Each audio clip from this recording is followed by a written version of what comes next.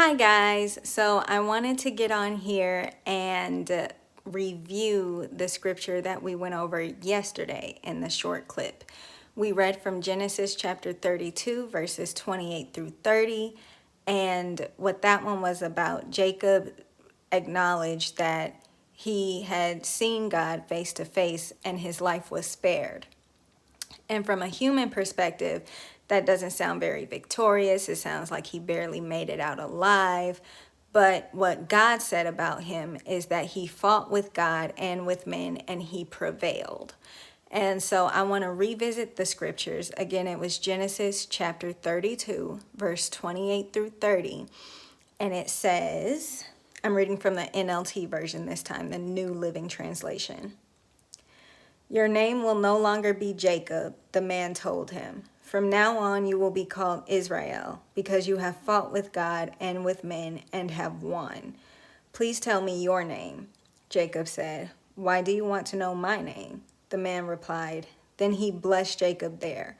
Jacob named the place Peniel, which means face of God, for he said, "I have seen God face to face, yet my life has been spared." So here,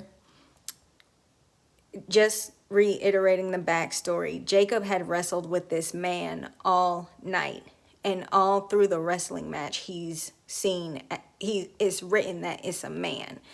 But once the wrestling is over, even though Jacob asked the direct question, "What is your name?" he didn't get a direct answer. However, when it was all said and done, he recognizes that in that wrestling match against the man, he saw the face of God. And so no matter what we may be struggling with, no matter what difficulties we may be going through, we don't have to see in the moment, in the struggle, that God is with us. And it can be hard to see that. I think a lot of times there can be pressure, like I know that I should believe God is with me, but it feels like I'm fighting alone. It may feel like you are fighting against God, especially because the flesh wars against the spirit. They're contrary to each other. And so what we see is Jacob asked a direct question. He did not get a direct answer, but at the end of it all, he knew that it was God that brought him through. So he knew that there was a blessing at the end of it.